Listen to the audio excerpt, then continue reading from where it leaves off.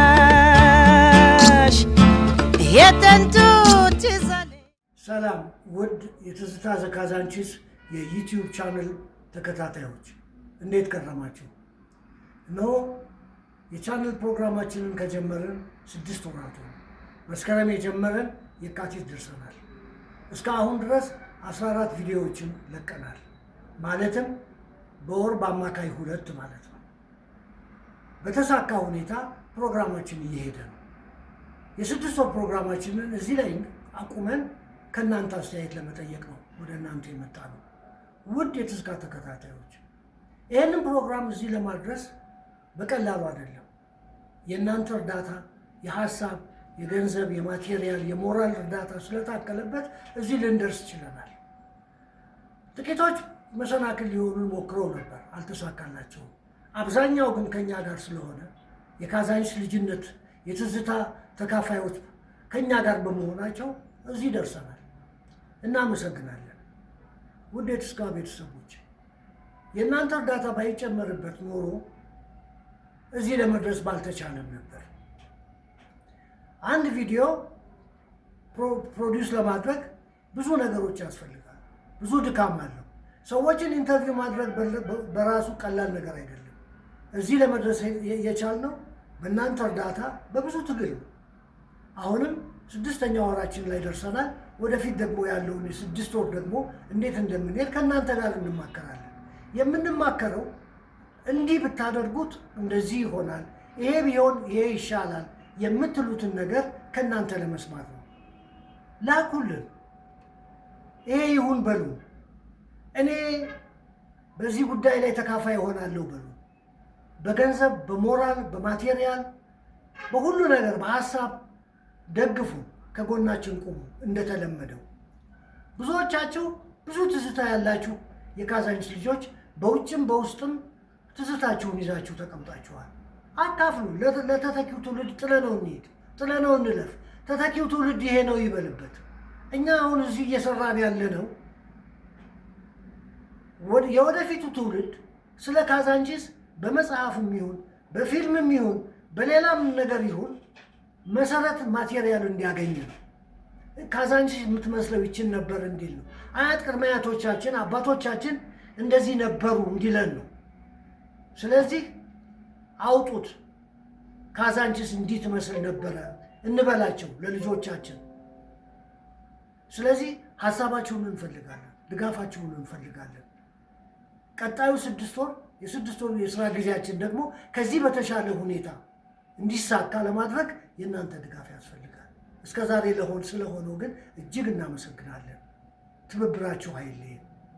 መልካም ጊዜ ይሆንላችሁ።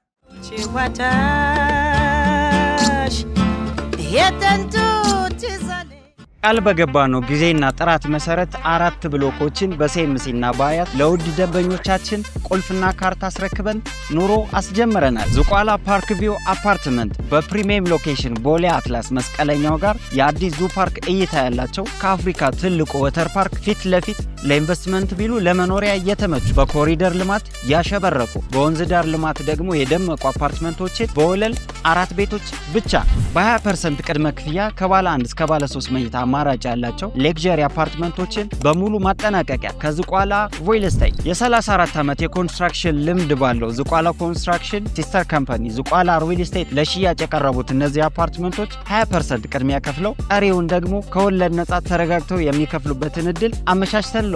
ለበለጠ መረጃና የወደፊት ቤቶን ለመጎብኘት አሁኑኑ ይደውሉልን። ዝቋላ ሪል ስቴት። ጭዋታሽ የጥንቱ ትዛለ የሁሉ ጭዋታሽ በአዲስ ዓመት ታላቅ የምስራች ለመላው የካዛንቺስ ልጆች በሙሉ።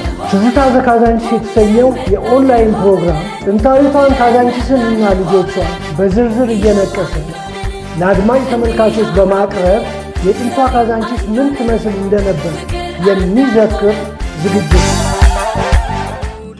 በአዲሱ ዓመት በልዩ ዝግጅት የሚቀርብ ሲሆን እያንዳንዱ የካዛንቺስ ሰፈር፣ እያንዳንዱ የካዛንቺስ ልጅ በስም እየተጠቀሰ ይዘከራል። መሃል ካዛንቺስ፣ ገብርኤል ሰፈር፣ ዘበኛ ሰፈር፣ አጋጅ ሰፈር፣ ፖይንት 4፣ በግበረት፣ ባምቢስ፣ ኡራኤል፣ ነፃ ቤት፣ ራስ ሙሉጌታ፣ ፒዜት፣ ወክማ፣ ሕፃናት ማሳደጊያ ብቻ ምኑ ቅጡ አንድም የካዛንቺስ ጥግ ሳይቀር ሁሉም በየመልኩና በየፈርጁ ይተነተናል። አንጋፋ የካዛንቺስ ልጆች ትዝታቸውን ያካፍሉናል።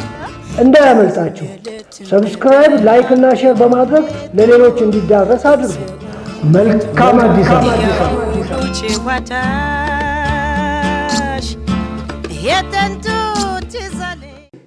ጌታቸው ዱሮ ሟቹ ያሰፋው እንደም ማለት ነው። በአፈና ደግሞ የምትባል ዲዳ ነበረች ሴት።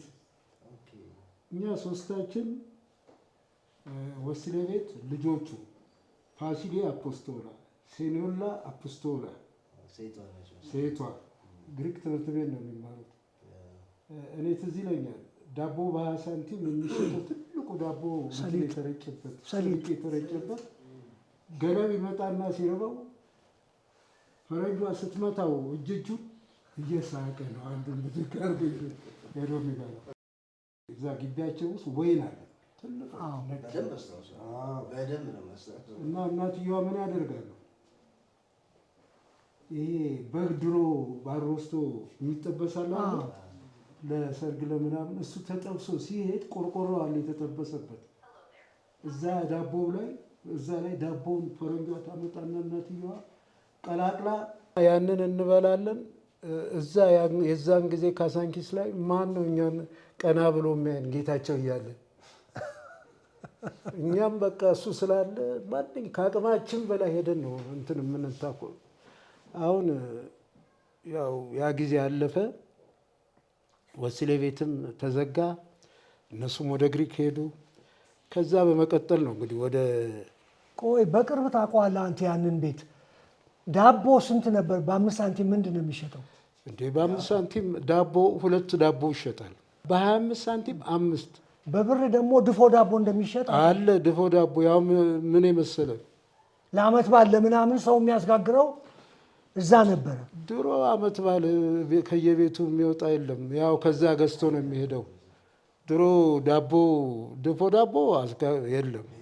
ይሄ ለልጆች እኔ አስታውሳለሁ ከኖቼ ቤት በ1 ብር 100 ግራም እንትን ይሸጣል። ሞርቶዴላ 8 ዳቦ ገዛለሁ በ25 ሳንቲም። እሱን ቆርጥና መሀሉን ኮንፈረንሲፍ እየተማር ማንም ሰው የሚበላብኝ የለም። ምክንያቱም የውሻ ምናምን የሚባለው እኛ ጥርግ አድርገን እንበላ ነበር።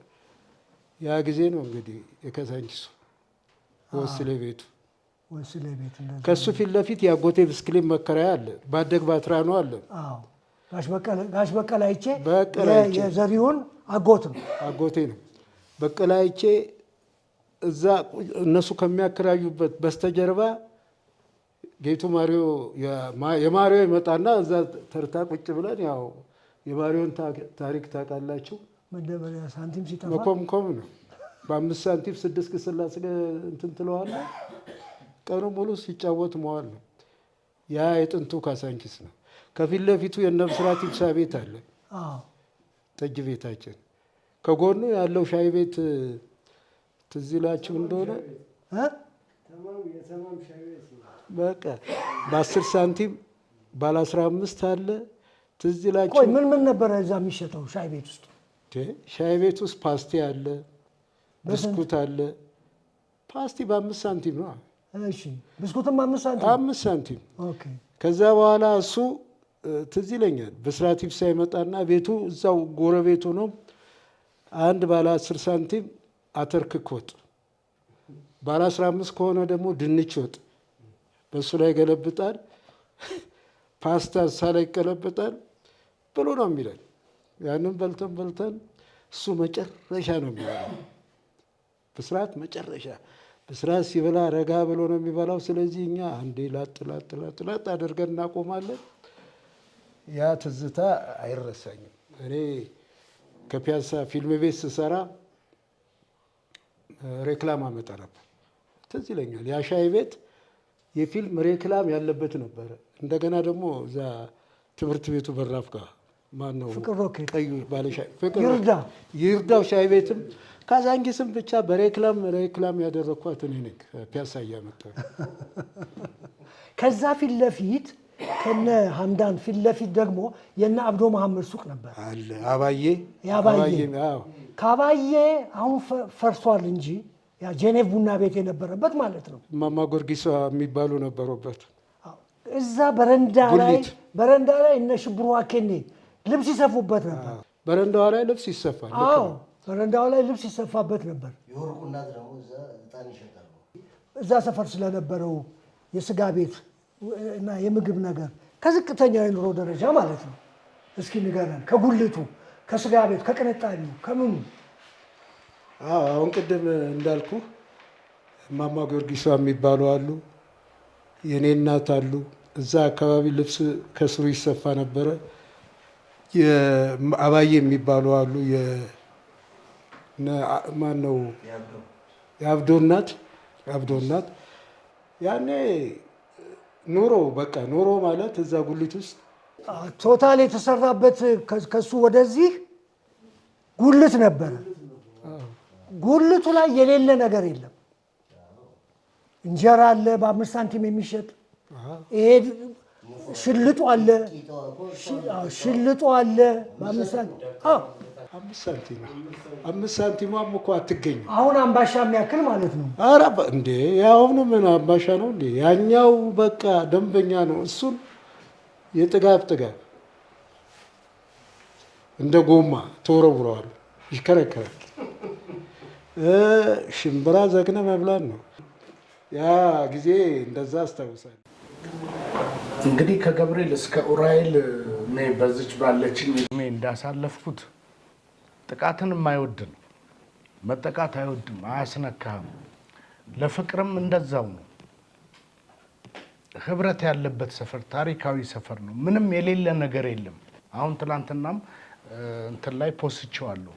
ከአፄ ቴዎድሮስ ልጆች ሁሉ ያሉበት ሰፈር ነው። በጀነራል ደረጃም ብትሄድ እንዳሉ ነው። የኮሪያ ዘማቾች ብትል እንዳሉ ናቸው። ሙሉ ነው። ካዛንቺስ ከገብርኤል እስከ ኡራኤል ሙሉ የተሟላ የህዝብ ነዋሪዎች ነው። አሁን ትላንትና መለሰ መኩሪያ ቆይቷል ከታመመ። ኮርዲኔት ያስፈልጋል። ባለው ነባራዊ ሁኔታ ተበታትነናል፣ እንደ ጉድ በጣም ተራርቀናል። የመለሰ መኩሪያ ግን ሲሰማ አገር ውስጥ ያለው አይደለም ውጪ ያለው ራሱ አንዴ መድረኩን ሞልቶታል። ለምን?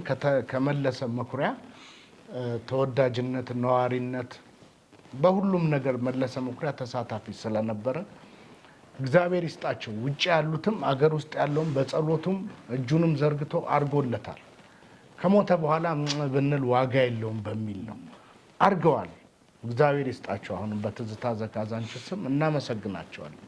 ቀጣይ እንደተሟላ ሆኖ ይሄ ፕሮግራም ቀጣይ ካሁን በኋላ ትንሽ የደከመውን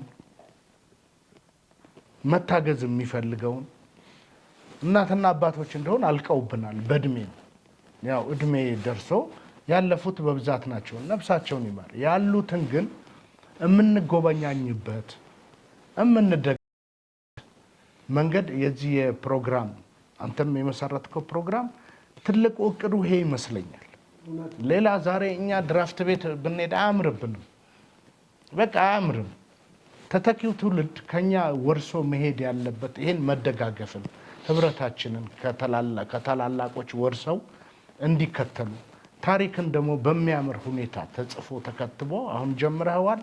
ይሄንን ብናወርሳቸው ካዛንቺስ የሚለው ኡራኤል የሚለው ገብርኤል የሚለው መናኸሪያ የሚለው እንደራሴ የሚለው ቋሚ ሰፈር የሚለው ብዙ ኮነን ፌንትፎር የሚለው ሁላችንም መቼም አሁን ተበታትነን የልጅ ልጆቻችን ናቸው። አሁን ይሄን ታሪክ ተከትለው አንብበው በፊልምም ይሁን በመጽሐፍ አንብበው ይከተሉናል ብለን ነው ይሄን ታሪክ የምናስተላልፈው። ዛሬ ካዛንቺስ የለም፣ ፌንትፎር የለም፣ ቋሚ ሰፈር የለም። ስለሌለ ልጆቻችን ይሄን ታሪክ ይዘው እኛም እኮ ከእናት ከአባቶች የሰማነውን ነው ለተተኪው ትውልድ ይሄ ፍቅር ኮሚኒኬሽን አሁን ብዙ አለ። ካዛንቺስ ነን ተባብለው የሚገናኙበት መንገድ በመጽሐፍም በፊልምም እንዲያልፍላቸው በቁም ያለነውም ደግሞ አለን። ዛሬ መድኃኒት ውድ ነው። የደከመውን ሰው ተረዳርተን በጸሎታችንም በእጁም ብንደጋገፍ ትልቁ ዓላማ ቆመን እንደጋገፍ ነው። ካዛንቺስ ተጨልፎ አያልቅም ታሪኩ። ሻምበል ቢኒያም የሚያውቃል ስለ ካዛንቺስ በተነገረበት ሁለቱም ሶስቱም ሆኖ ሰው በሚገኝበት ጊዜ ስለ ካዛንቺስ ሲወራ ደስ ይለኛል። የሰማሁትን እኔ ባልኖርኩበት፣ እኔ ባልተወለድኩበት፣ እኔ ባለሁበት የሰማሁትን ያየሁትን እርግጠኛ የሆነ ነገር መናገር በጣም ደስ ይለኝ ነበር እና በዚህ አጋጣሚ አንተ ዝክረ ካዛንቺስን ለመዘከር ይህን የመሰለ ፕሮግራም አዘጋጅተህ ካዛንቺስና ዙሪያ ያሉ ሰዎች በተከታታይ ያቀረብኳቸው ዝግጅቶች ላይ ቻለው በዚህ መልኩ ማቅረብ ከልብ ማመስገን እወዳለሁ። እኔ መቼም ሻምበል ቢኒያም ይህን የመሰለ ነጎድጓድ ድምፅ መሀል አብረህ አቀረብከኝ እኔ ጭል ነው የምለው። ብዙም አንደኛ ከታሪክም ይበልጠኛል፣ በእውቀትም በጥበብም ይበልጠኛል እና ይህን የመሰለ አስገምጋሚ ድምፅ አጠገብ ቁጭ ብሎ ጭል ማለት ብዙ እኔ ላልታይ እችላለሁ። ለነገሩ ያየሁትን የሰማሁትን እና የማውቀውን እንድቀርብ ስላደረከኝ ከልብ አመሰግናለሁ ጋሼ። በመቀጠል ምንድነው ቅድም ያነሳቸው ሰዎች አሉ። ካዛንቺስ በዚህ በቀበሌ 33 27 28 በሚለው ሳይሆን ካዛንቺስ ዘርፈ ብዙ ነች፣ ገድለ ብዙ ዘርፈ ብዙ ነች። ካዛንቺስ ብሔር የላትም፣ ሃይማኖት የላትም። ከተለያዩ ቦታ ከተለያዩ ጠቅላይ ግዛቶች አዲስ አበባ በ1879 ስትቆረቆር ጀምሮ ኩታ ገጠማ የሆነችው ጦታ አስጣዋ እምዬ ፊት በር ቀጥላ በርካታ ሰዎች የሰፈሩባት። ምክንያቱም ከሱ ብንነሳ ይሻላል ብዬ ነው። ቅድም ያነሳሳቸው ታዋቂ ሰዎች አሉ። ለኔ ካዛንቺስ ሁሉም ታዋቂ ነው፣ ሁሉም አዋቂ ነው።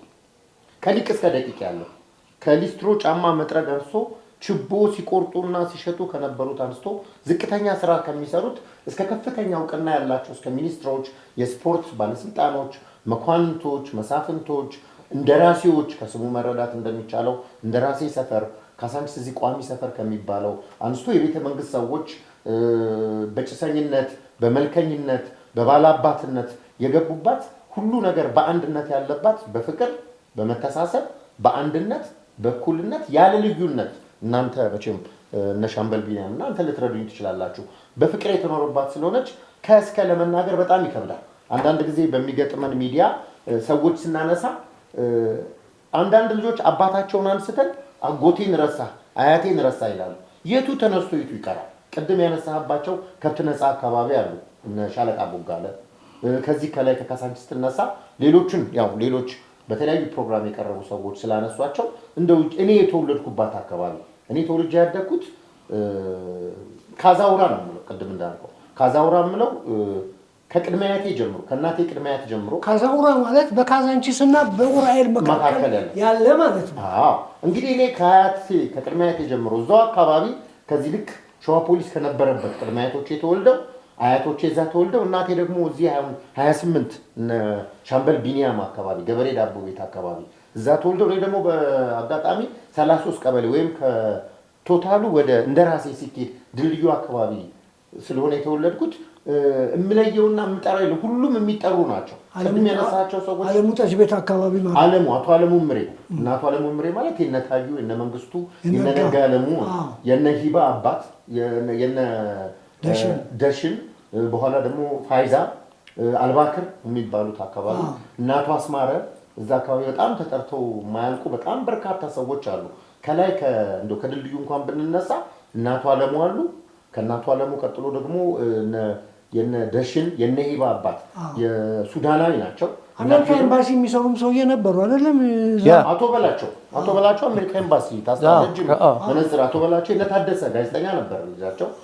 ሻለቃ ደጀኔን ይዛ ነበሩ እና አጎናፍር ደምሴ ንጋቱ ደምሴ እነ ክንፈ አብዱሽኩር መሐመድ የነበረው በኋላ ጋሽ ክንፈ ብርሃን የነበረው እንደው ሁሉንም ለመጥቀስ ምናልባት ያልተጠቀሱ ቢኖሩ በዚህ አጋጣሚ በጣም ይቅርታ። ሁሉንም መጥቀስ አንችልም፣ በጣም ብዙ ናቸው። ሁሉንም የካዛንቺስ ልጅ ጠርቼ እዘልቃለሁ ማለት አይቻልም። እውነት ነው። ነገር ግን አንተ የምታውቀውን ባለህ አካባቢ አብረህ የተማርካቸውን አብረህ የኖርካቸውን ያደግካቸውን ነው። ከእነሱም ውስጥ ላትጠቅሳቸው ትችላለህ፣ ትረሳለህ። ግማሾቹ ረዘም ካለ ጊዜ ነው የተለዩም በሞት ማለት ነው። ግማሾቹም የዛሬ 50 ዓመት ወደ ውጭ ሄደው የቀሩ አሉ፣ እስካሁን ድረስ ያልመጡ አሉ። እና ሁሉን ለመጥቀስ አይቻልም። የምታስታውሱ እሺ። ጋሻ አጠናፉ ሰገድ በጣም ነው የማመሰግነው። እንደው ከመጀመሪያው እንነሳ ከተባለ በቤተሰብ የሰማሁት ስለ ቤተሰቤም ታሪክ ከቤተሰቤ መነሻ ቢደረግ ለምሳሌ ካሳንቺስ አካባቢ ለመጀመሪያ ጊዜ ማሊያ ገዝተው በባዶ እግራቸው ማሊያ ገዝተው እግር ኳስ የጀመሩት ካሳንቺስ ፍሬ የሚባል እስከ ቅርብ ጊዜ ባለኝ መረጃ ከእናቴ አጎት ጠይቄ እንደተረዳሁት በ1946 ታስቦ 1947 ዓ.ም ካሳንቺስ ፍሬ ተቋቁሟል። ምኑ ጋር አሁን ሸዋ ፖሊስ ፊት ለፊት የሆነው አካባቢ የዛሬ 70 ዓመት ማለት ነው። 71 እና 70 ዓመት አካባቢ በዛ ጊዜ ምንድነው ይሄን የስፖርት ቡድን ያቋቋሙት? ሰንሰል ቆርጠው ቀጥቅጠው ችቦ ሸጠው ሆያ ሆዬ ጨፍረው የአካባቢ ሰው በጉልበት አገልግለው ባገኘዋት ሳንቲም ማሊያ ገዝተው የዛሬ 70 እና 71 ዓመት ካሳንቺስ ፍሬ የሚባል የእግር ኳስ ቡድን አቋቁመው ነበር።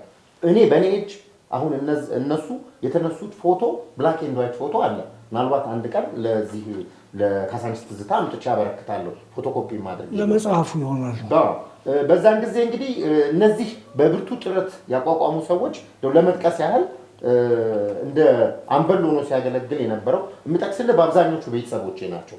ማስተር ቺፍ ንጉሴ ደስታ ወይም ደግሞ ንጋቱ ደምሴ። ማስተር ቺፍ ንጉሴ ደስታ ኔቪ ነው፣ አሁንም በህይወት አለ። ክንፈ ሚካኤል አብዱሽኩር። ማስተር ቺፍ ንጉሴ ደስታ ኔቪ ያልኩ፣ ንጋቱ ደምሴ ነው ሌላው ስሙ። ክንፈ ሚካኤል አብዱሽኩር ታውቀዋለህ። ትንሣኤ ብርሃን ትምህርት ቤት የመጽሐፍት ቤት ኃላፊ የነበረ ነው።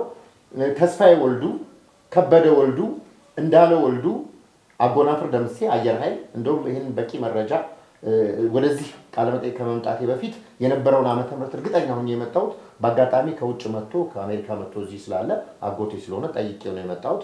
ንጉሴ መርሻ፣ ሙዘይን፣ ደምሴ መኮንን፣ አበረ ካሳዬ፣ በየነ ምስግና የአረዋን ሱቅ ልጅ አግብቶ የነበረው በለጠ ደምሴ፣ እነዚህ የተባሉት ናቸው። ይሄን የእግር ኳስ ቡድን ካቋቋሙ በኋላ የተከበሩ አቶ ይድነቃቸው ምን አሉ? የእግር ኳስ ቡድን ሲቋቋም ኤ ቢ ሲ የሚል ይታቀፍ በተባለው መሰረት የካሳንቺስ ፍሬዎች በ1946 የዛሬ 71 ዓመተ ምህረት የተቋቋሙት ወዴት ገቡ? አፍሪካ የሚባል ነበር። አፍሪካ የእግር ኳስ ቡድን የሚባል ነበር። በአሰልጣኛቸውም የሸዋ ፖሊስ የስፖርት አሰልጣኝ የነበሩት ካልተሳሳትኩ አቶ ኃይለማርያም የሚባሉ ቦክስም ያሰለጥናሉ፣ ኳስም ያሰለጥናሉ። በዛ ጊዜ እዛ አካባቢ የምናያቸው ቤቶች ከቶታል ካሳንቺስ ወደ ኡራኤል ስናር ግራና ቀኝ እንደሚባለው ፎቶም አምጥቼ ማሳየት እችላለሁ። በአብዛኛው ቤቶች አልነበሩና ሰቀላ ቤቶችና ጎጆዎች ነበሩ። በዛን ጊዜ እንዲታቀፉ ተደርጎ ጫማም ልብስም በአቶ ይድነቃቸው መመሪያ መሰረት የአፍሪካ ሲ ተብለው እንዲጫወቱ እንደነበር አውቃለሁ። ከዚህ በፊት አንተ ባስተላለፍካቸው የካሳንቺስ ትዝታ ፕሮግራሞች በርካታ እነ ካሳንቺስ መብረቅ፣ ቀበና ናዳ ሌሎቹንም ስለሰማ እነሱ ስለጠቀሱት እሱን መጥቀስ ጊዜ መፍጀት አልፈልግም። እስኪ ስለዛ አካባቢ ስለ 29 ቀበሌ ነፃ ቤት እዛ ነበር። ምንድነው ነፃ ቤት ማለት? በጣም ጥሩ ጥያቄ ነው። በአጋጣሚ አንድ የማህበራዊ ድረገጽ ላይ የማውቃትን ያህል ሰዎች እየጠየቁ ለመግለጽ ፈልጌ ነበር። እንግዲህ ከስፖርተኞች ወጣ ስንል ቅድም እንደተናገርነው ካሳንቺስ በልዩነት በአንድነት በፍቅር በመተሳሰብ ማህበራዊ በጎ አድራጎት የወጣት ማህበር በመስረት ምናልባት በአዲስ አበባ ደረጃ ቀደምት ናቸው እና እነዚህ ወጣቶች በርካታ ነገር ከዚህ ከኳሱም ሌላ በርካታ በጎ አድራጎት ስራ ይሰሩ ነበር። ከዛ እንግዲህ አካባቢውን ስናነሳ ከግንፍሌ ከድልድዩ ስንሄድ ሌሎቹ ስለሚጠቅሱት ነው። ከግንፍሌ እንግዲህ አጎዛ አለ የሚጠቀሰው። አጎዛ ምናልባት ስማቸው አጎዛ አይደለም፣ ከአዋቂ ሰዎች እንደተረዳሁት አቶ ቦረዳ ይባላሉ። አቶ ቦረዳ አጎዛ ይሸጡ ስለነበረ ከመሸም አጎዛ ለብሰው ተቀምጠው የገበያ ልውውጥ ያደረጉ ስለነበር በቀለች ጠጅ ቤት አካባቢ ወደ ኡራኤል ሲኬድ ቦጋለች ጠጅ ቤት አካባቢ አስፋልት ከመሰራቱ በፊት እዛ ነበሩ። አስፋልት ሲሆን ግን ወደ ውስጥ ገብተው ያውቀዋለሁ ሰውየውን። አጎዛ አመሰግናለሁ። አጎዛ የሚባለው ገበያ ቤቴ እዛው ነው ማለት ነው።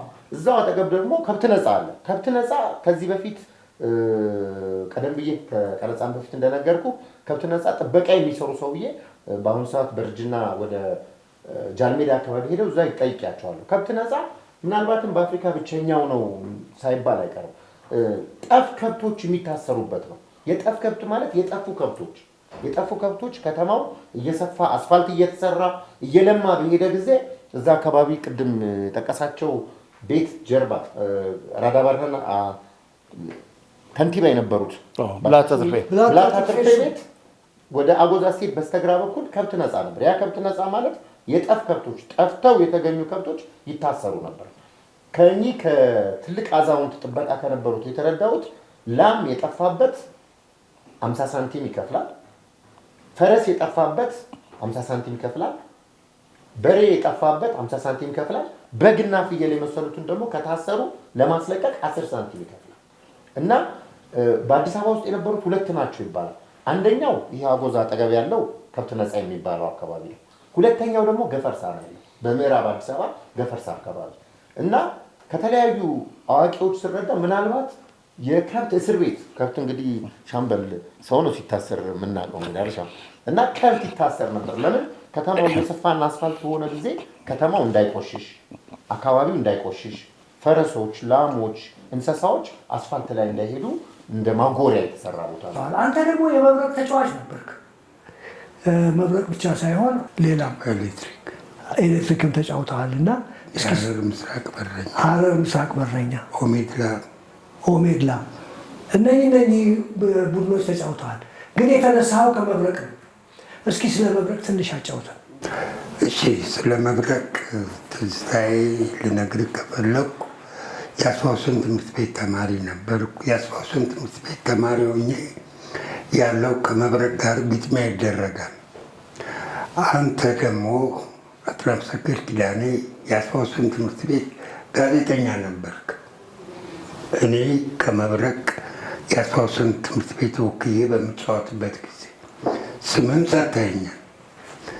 ምናልባት ዘንግተው ሊሆን ይችላል። የዛን ያቀረብክ ጊዜውን ረስተውና ዘንግተው ሊሆን ይችላል። ስሜን ሄነሪ ሴልቫ ብለኸኛል። የአስፋውሰን ትምህርት ቤት ተጫዋች ሆኜ የመብረቅ ቡድንን ገጥሜ ማለት ነው። ከዛ ቀን ጀምሮ መብረቆች ሳያዩኝ በጨዋታዬ ወይም በቁመናዬ ተደስተው ከእነሱ ጋር እንደሆን ጋበዙኝ። ከዛ በኋላ መብረቅ ገብቼ ያው ተስማምቼ ከእነሱ ጋር ሲጫወት ጊዜን አሳልፌያለሁ። ጀርመን እንዴት ሄድክ? ጀርመን ሊታወቅ አይችልም። ዝም ብሎ ይታወቃል እንጂ እንዴት አይታወቅም? እኔ ከመሬት ተነሳ ነው ሄድከው? ከመሬት ተነሳ። እስኪ አጫውተኝ እባክህ።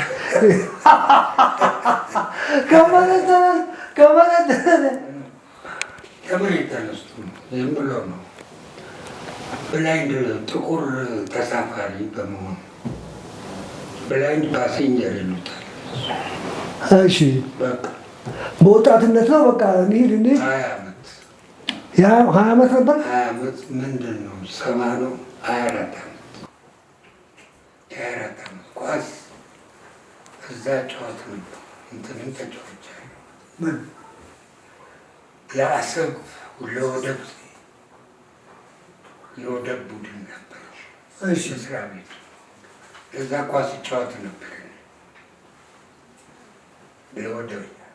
ወደብና ሪፋይነሪ ክለቦች አሉ። ከነዛ ክለቦች የሚጫወት ነበር። ከዛ በኋላ ብላይንድ ፓሴንጀር አይኑ ጨፍኖ ተጓዥ ብሎ። እስቲ ከአሰብ የት ደረስክ? ከአሰብ እንግዲህ ወደ ሞዛምቢክ ነው ሄደው። ወደ ታች ቻለውን ቃለ ማራገፍ ወደ ታች ነው፣ ደቡብ አፍሪካ አካባቢ ነው ሄደው። የዛን ጊዜ ኳስ አቁመሃል? ለወደብ ጨዋት ነበር። መርከብ ላይ ከሆንኩም መርከቡ ትልቅ ስለሆነ መርከብ ላይም ኳስ መጫወት ይችላል። እጫወት ነበር ኳስ። አልተነቃም? ጠፍተህ ነው የሄድከው?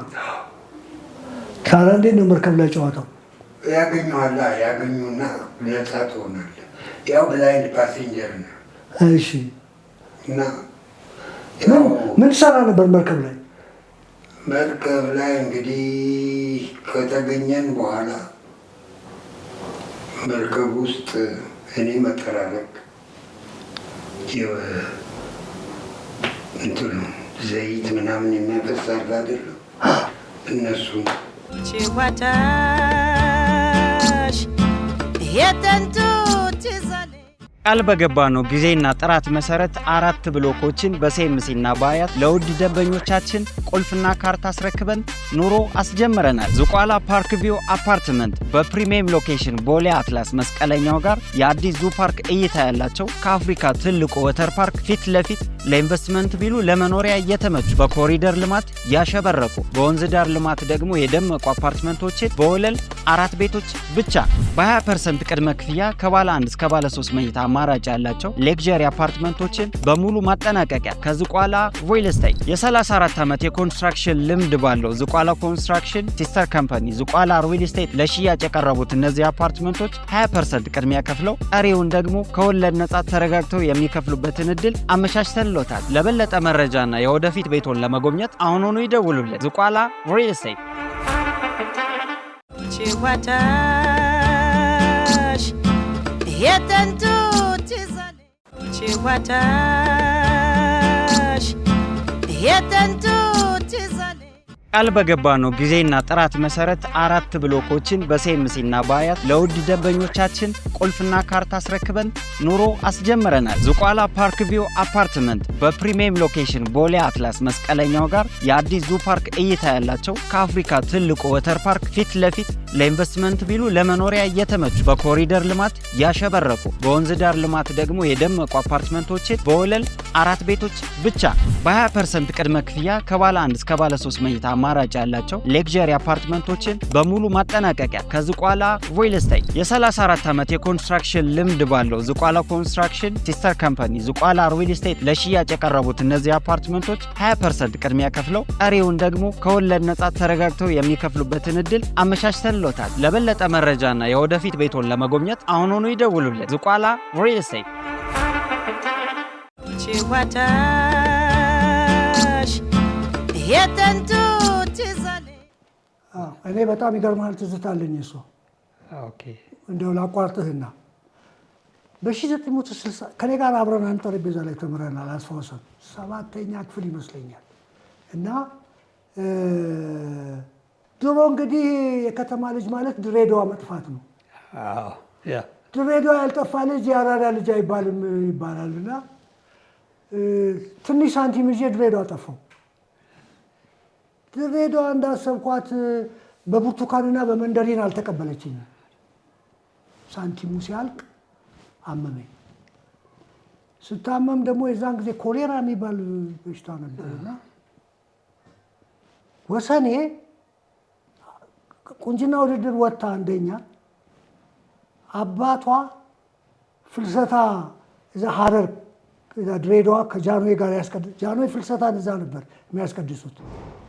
እዛ ታገኘኛለች። ደነገጠች በጣም። ምን ሆንኩ ምናምን አለች። ኧረ ጠፍቼ መጥቼ እዚህ እንደዚህ እንደ ጉድ ሆንኩ ምናምን አልኳት። ነምበር 1 የሚባል ቦታ ዘመዶች ነበሯት።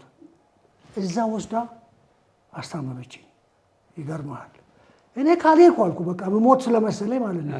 በፍጹም አትሄድም፣ አሁን አባቴ ይመጣል ከጃንሆይ ጋር ለፍልሰታ፣ እሱ ሲሄድ አብሬ ልካለሁኝ ምናምን አለች። ኧረ እንደው ምን ሲደረግ እኔ በጭራሽ አልቆይም ምናምን አልኳት። ከዛ 1 ሳምንት የሚሆን ጊዜ ነው መሰለኝ አላውቅም። እዛ ዘመዶቿ ቤት አሳረፈችኝ። ትንሽ ሳገግም ባቡር አሳፍራ አዲስ አበባ ላከችኝ እና ይሄ ውለታ አለብኝ። ብራቮ ወሰኔ፣ ምርጥ የካዛንቺስ ልጅ ነሽ። አመሰግናለሁ። በዚህ አጋጣሚ እንግዲህ አንተ ብዙ መቼም የካዛንቺስ ልጆች በብዙ የምናውቅህ በአሉላ ዜንጦ ነው እና አሉላ ዜንጦ እንደው ትንሽ እስኪ አጫውተን ስለ አሉላ። አሉላ ቤተሰቦቹ እንዴት ነበሩ? እንዴት እንደዚህ ሊሆን ቻለ? ሚስትም እንደነበረችው ጭምር አውቃለሁ። እና እንዴት ነው እስኪ አሉላ ዜንጦ የተባለው ለምንድን ነው? አሉላ ዜንጦ የተባለው እንግዲህ እኔ ሳውቀው በጣም ይዘንጣል፣ ይለብሳል።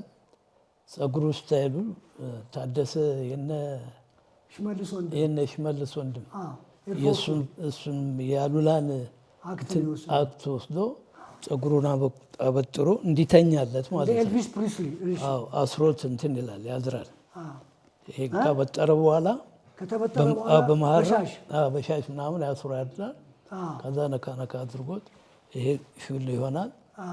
ኤልቪስ እና ስላሉላ ብዙ መናገር ይችላሉ። አንድም ሴት አታልፎም። ከሴቶች ጋር አብዛኛው ጊዜ መንገድ ላይ ሆኖ ይጠብሳል ይላል። ፈረንጅ ሳይቀር እዛ ሲዳሞ ቡና ቤት ውስጥ ከውጭ የመጣ የውጭ ሀገር ዜጋ ነበረ። ሲዳሞ ቡና ቤቱን ካወቀው ማለት ነው። እንኳን ማንም ያውቋል።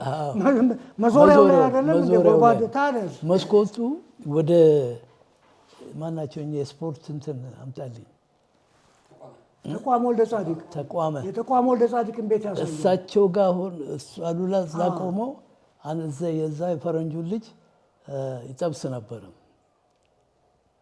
ተዋውቋት አውጥቷት ሁሉ ወደ ተገኝ ወደ 30 ቀበሌ ስትሄድ ሳልኮስት አለ አይደል? እዛ ይዝናኑ ነበር፣ ይጫወታሉ። እኛ ልጆች ሆነን እንከታተል ነበር። በኋላ ላይ እኔ ስራ ካያዝኩ በኋላ ያው አጋጣሚ ተገናኝተን ያው በጓደኝነት መልክ አዲሰ ነው ማለት ነው። ይወድ ነበር እና አብረን እንዞራለን፣ እንጠጣለን፣ እንበላለን። አበበ ነጋሽ የሚባል ጓደኛም ነበረው። እሱም እንዲሁ ስታይሉን ጸጉሩ ልክ እንዳሉላ ነው። ይሄ ደረጃ ያወጣል ግራና ቀኝ ሲያበጥረው ማለት ነው። እና ሞተ። ሚስትም ነበረችው። እናቱም ነበሩ። የትልቅ ሰው ልጅ ነው። ደጃዝማች አሰፋ ማለት ነው ምናምን ይባላሉ አባትየው። አሉላ አሰፋ ማለት አሰፋ ብቻ ሳይሆን ደጃዝማች ጭምር ማዕረግም አላቸው። እና በስተመጨረሻ ያው እንዳልሆነ ሆነ፣ ሞተ። ግብርን እንትን ሮተሪ ክለብ አለ አይደል? ሮተሪ ክለብ ወደዛ ወደ ፖስታ ቤት መሄጃው እዛ ጋር አንድ ጤና እንትን ነበር። እዛ ውስጥ ገብቶ ይሰራ ነው። ጤና ጥበቃ ይሰራ ነበረ። ከዛ በኋላ ታመመ፣ ያው ሞተ። ዑራኤል ቀበር ነው። ይሄን አውቃለሁ ስላሉና ለስራ አሶሳ ሄጄ ነበር እና አሶሳ ሲሄድ 1995 ማለት ነው። አሶሳ የነበረው ባንክ አንድ ብቻ ነው፣ ንግድ ባንክ ብቻ ነበር የነበረው። እና እኔ ደግሞ የዛ ቅርንጫፍ ስራ አስኪያጅ ነኝ። እና ይመጣል እና አንዳንድ ጥያቄ ይነግረኛል። ልክ እንደ መወስን አድርጎ ነገር ጠይቀኛል። እኔ አይደለም እንደዚህ መወስነው ከበላይ ነግረውን መንገዱ ነግረዋለሁ።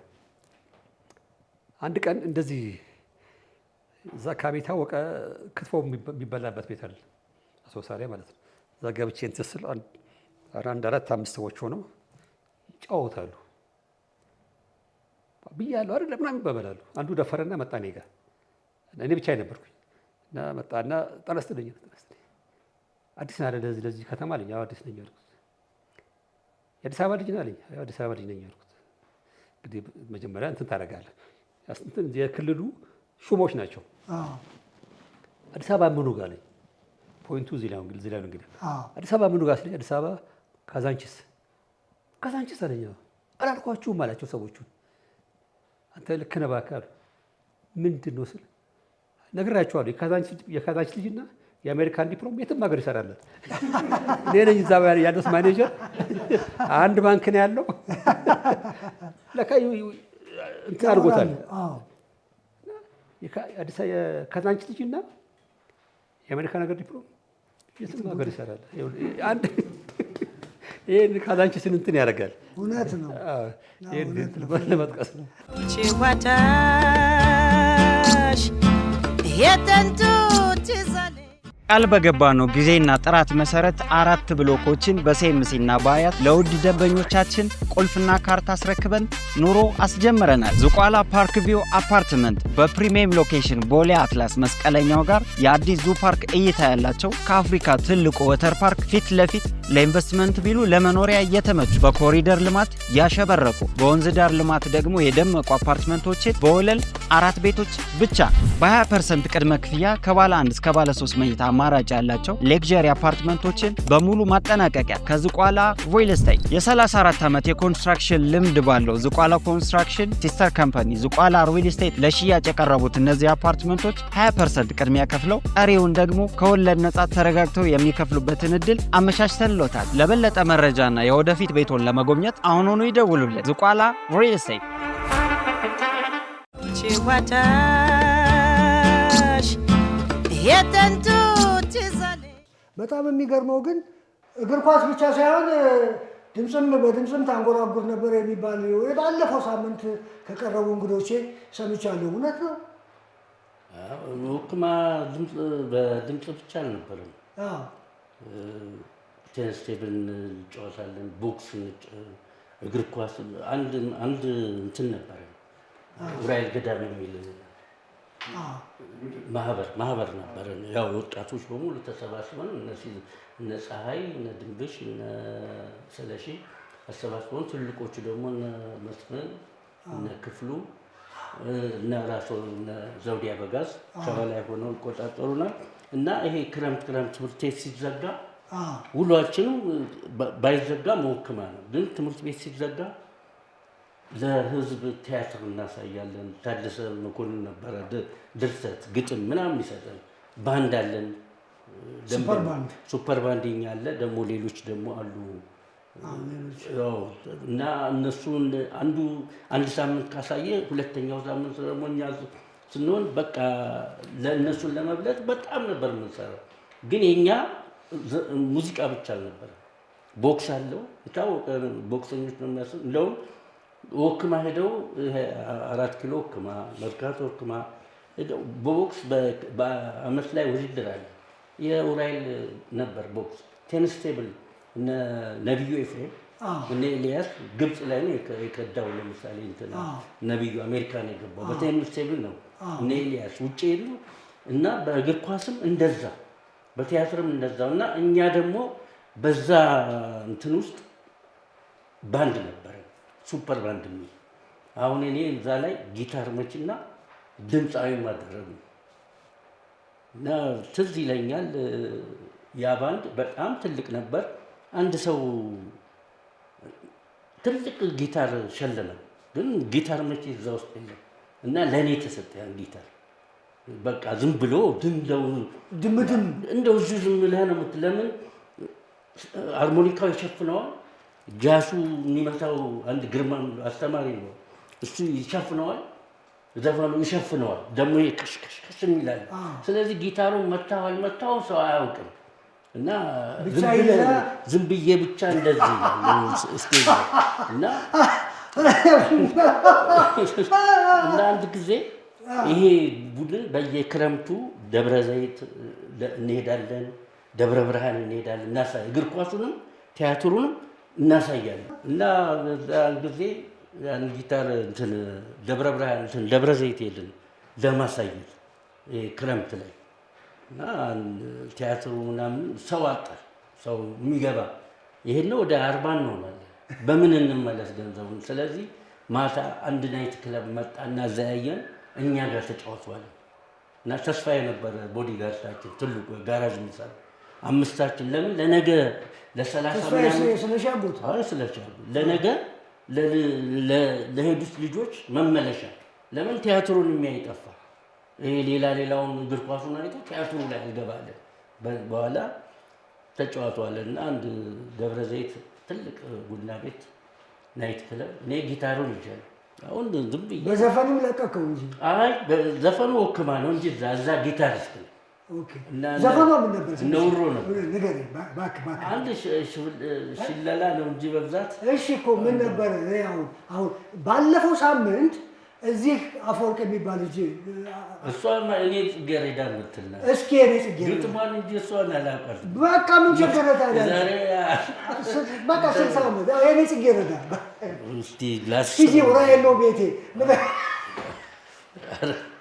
አይዞህ ምን ረሳሁት እኮ እባክህ። የኔ ጽጌረዳ ሃይ አበባ አበባሽ ፈክቶ ይታየኛል ንጹህ ፊትሽ። ይሄ ነበረ ማነው ብለው ከጠየቁሽ ዑራኤል ነው ቤቱ አክሻው ነው በለሽ ምናምን እና ይችን ልንገርህ። እሺ። እና ማታ ዝም ብለን ሙዚቃው በጣም የሚጫወቱ ናቸው። ጃሱ ትክክለኛ መቼ ነው። እኔ ግን እሽከረከራለሁ ዝም ብዬ እንደ ክላሽ እረፍት ላይ እንደዚህ ለስላሳ ስጧቸው ምናምን እና ኤርፎርሶች ናቸው በብዛት የሚያዩት። አንዱ እስቲ አንተ ሃርሞኒካው ንፋ አለው። አሁን አለ ስዩም ይባል ሃርሞኒካው በሁለት በኩል የሚነፋ ነው። በዚህ ህንድኛ ምናምን ተጫወቱ አቆማለሁ። አንተ ጊታሩን ምታ። ያ ግርማ ከበሮውን እንደፈለገ እንደው እንዲህ እየቀለበ ይመስላል። አሁን እኔ ጋር ደረሰ። አንተ ጊታሩን ምታው አለ። ትልቅ ነው ጊታሩ እኮ ግን አንችልበትም። ማንም ያስተምር። አይ ዝም ብዬ እንደዚህ ድድድም አደረኩት። ድድድም ምንድን ነው አለኝ። አያበለው ብለው ይሄ ደውላ ሰውየው ለካ ፓይለት ነው። እኔ ስንታገዙ ጊታር መቼ አይሽከረከርም። ለምን ከንቱ ከቤቱ ይወጣል። ከንቱ ነው እንዴት ነው የሚመታው እያልኩ ነበር። ከዛን ጊዜ ጀምሮ ሕክምና ስመጣ እሱ ስለነገረኝ ከአንድ ቦታ ልነቃነቅ ዝም ብዬ መጣ። ያ ስዛ ስለነገረኝ